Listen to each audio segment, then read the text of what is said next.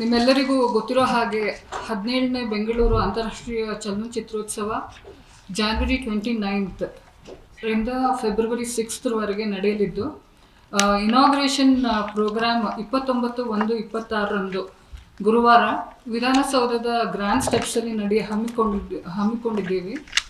ಇದನ್ನು ಸನ್ಮಾನ್ಯ ಮುಖ್ಯಮಂತ್ರಿಗಳು ಉದ್ಘಾಟನೆ ಮಾಡ್ತಾ ಇದ್ದಾರೆ. ಹಾಗೆ ಮಾನ್ಯ ಉಪಮುಖ್ಯಮಂತ್ರಿಗಳು ಉಪಸ್ಥಿತರಿರ್ತಾರೆ. ಚಿತ್ರೋತ್ಸವದ ರಾಯಭಾರಿಗಳಾದ ಪ್ರಕಾಶ್ ರಾಜ್, ಇತರೆ ಗಣ್ಯರುಗಳು ಮತ್ತು ಈವನ್ ಚಿತ್ರನಟಿ ರುಕ್ಮಿಣಿ ವಸಂತ್ ಅವರು ಸಹ ಉಪಸ್ಥಿತರಿರ್ತಾರೆ. ಈಗಾಗಲೇ ರಾಜಾಜಿನಗರ್ ಲುಲು ಮಾಲ್ನಲ್ಲಿ ಸಿನೆಪೋಲಿಸ್ ವತಿಯಿಂದ 11 ಸ್ಕ್ರೀನ್ಗಳಲ್ಲಿ ಇದನ್ನು ನಾವು ಫಿಲಮ್ಸ್ನ ಸ್ಕ್ರೀನ್ ಮಾಡ್ತೀವಿ. ಹಾಗೆ ಕನ್ನಡ ಚಲನಚಿತ್ರ ಕಲಾವಿದರ ಸಂಘ ಮತ್ತು ಸುಚಿತ್ರ ಫಿಲಮ್ ಸೊಸೈಟಿ ಚಿತ್ರಮಂದಿರಗಳಲ್ಲೂ ಅಷ್ಟೇ ಈ ಒಂದು ಮೂವೀಸ್ನ ಪ್ರದರ್ಶನ ಆಗುತ್ತೆ. ಒಟ್ಟು 70 ದೇಶಗಳಿಂದ ಸುಮಾರು 225 ಅತ್ಯುತ್ತಮ ಚಲನಚಿತ್ರಗಳು ಪ್ರದರ್ಶನ ಆಗುತ್ತೆ. ಸೊ ವಿಶ್ವದ ಅತ್ಯುತ್ತಮ ಚಲನಚಿತ್ರೋತ್ಸವದಲ್ಲಿ ಪ್ರದರ್ಶನವಾದ ಅತ್ಯುತ್ತಮ ಚಿತ್ರಗಳು ಇಲ್ಲಿ ಕಾಣಸಿಗುತ್ತೆ. USA, Britain, Germany, France, Korea, Austria, Belgium, Netherland, Finland, Iran, Argentina, Canada, Denmark, Greece, Russia, Philippines, Poland, Romania, Japan, Spain, Indonesia, Italy, Australia, China, Kyrgyzstan ಸೊ ಮೊದಲಾದ ದೇಶಗಳಿಂದನೂ ಅಷ್ಟೇ ಕಂಟೆಂಪ್ರರಿ ಸಿನಿಮಾ ವಿಶ್ವ ಸಿನಿಮಾ ವಿಭಾಗದ ಮೂಲಕ ಬೆಂಗಳೂರಿನಲ್ಲಿ ಜಗತ್ತು ಎನ್ನುವ ಶೀರ್ಷಿಕೆ ಅಡಿಯಲ್ಲಿ ಈ ಚಲನಚಿತ್ರೋತ್ಸವದಲ್ಲಿ ಪ್ರದರ್ಶನಗೊಳ್ಳಲಿದೆ.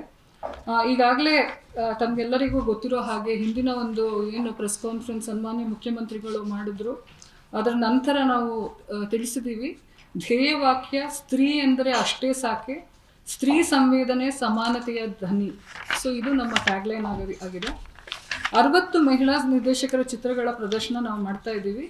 ಮತ್ತು ಸುಮಾರು 18ಕ್ಕೂ ಹೆಚ್ಚು ಮಾಸ್ಟರ್ ಕ್ಲಾಸ್ ನಡೆಯಲಿದೆ. ಸೊ ಎಲ್ಲ ರಂಗದ ಸಿನಿಮಾ ರಂಗದ ಎಲ್ಲ ಎಕ್ಸ್ಪರ್ಟ್ಸ್ ಈ ಒಂದು ಮಾಸ್ಟರ್ ಕ್ಲಾಸಸ್ಸಲ್ಲಿ ಭಾಗವಹಿಸ್ತಾ ಇದ್ದಾರೆ.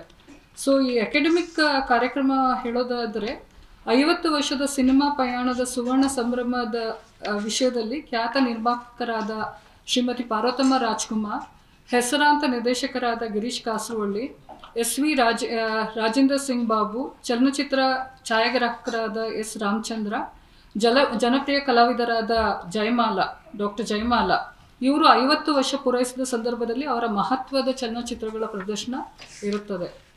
ಮತ್ತು ಸಂಸ್ಮರಣಾರ್ಥ ಚಿತ್ರ ಪ್ರದರ್ಶನಗಳು, ಇದರಲ್ಲಿ ಪ್ರಸಿದ್ಧ ಗಾಯಕರು ಮತ್ತು ಸಂಗೀತ ನಿರ್ದೇಶಕರಾದ ಭಾರತ ರತ್ನ ಭೂಪೇನ್ ಹಜಾರಿಕಾ ಮತ್ತು ಈಜಿಪ್ಟ್ನ ಖ್ಯಾತ ನಿರ್ದೇಶಕ ಯೂಸುಫ್ ಶಹೀನ್ ಅವರ ಶತಮಾನೋತ್ಸವ ಸಂಸ್ಕರಣೆ ಹಾಗೂ ಅವರ ಮಹತ್ವದ ಚಲನಚಿತ್ರಗಳ ಪ್ರದರ್ಶನ ಇರುತ್ತೆ.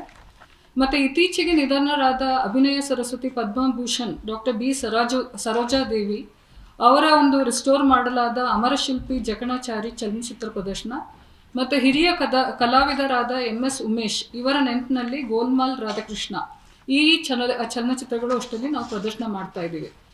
DCP ಫಾರ್ಮ್ಯಾಟ್ನಲ್ಲಿ ಡಿಜಿಟಲೈಸ್ ಆಗಿರುವ ಕನ್ನಡದ ಆಕ್ಸಿಡೆಂಟ್ ಚಲನಚಿತ್ರದ ಪ್ರದರ್ಶನ ಮತ್ತು ಜನಪ್ರಿಯ ನಟ ನಿರ್ದೇಶಕರಾದ ದಿವಂಗತ ಶಂಕರ್ ನಾಗ್ ಅವರ ಕಲಾತ್ಮಕತೆಯ ಸಂಭ್ರಮ ಹಾಗೂ ನೆನಪಿಗಾಗಿ ಇದನ್ನು ನಾವು ಮಾಡ್ತಾ ಇದ್ದೀವಿ.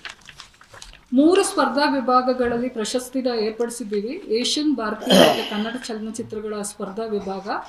ಈ 3 ವಿಭಾಗಗಳಲ್ಲೂ ಅಷ್ಟೇ ತಲಾ 3 ಅತ್ಯುತ್ತಮ ಚಲನಚಿತ್ರಗಳಿಗೆ ನಾವು ಪ್ರಶಸ್ತಿ ನೀಡ್ತಾ ಇದ್ದೀವಿ.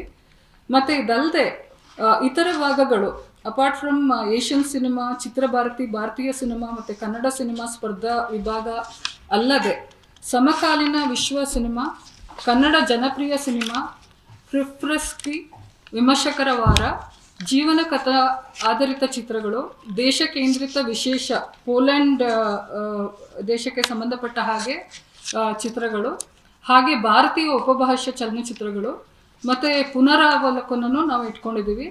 ಈ ಪುನರಾವಲೋಕನ ರಿಟ್ರೋಸ್ಪೆಕ್ಟಿವಲ್ಲಿ ಕನ್ನಡದ ಮೇರು ನಟ ಪದ್ಮಭೂಷಣ್ ಡಾಕ್ಟರ್ ರಾಜ್ಕುಮಾರ್ ಇವರು ನಟಿಸಿರುವ ಇತ್ತೀಚಿನ 4K ರೆಸಲ್ಯೂಷನಲ್ಲಿ NFDC ಮತ್ತು NFAI ಪೂನಾ ಸಂಸ್ಥೆ ರಿಸ್ಟೋರ್ ಮಾಡಿರುವ 5 ಮಹತ್ವದ ಕನ್ನಡ ಚಲನಚಿತ್ರಗಳನ್ನ ಪ್ರದರ್ಶನ ನಾವು ಮಾಡ್ತಾ ಇದ್ದೀವಿ.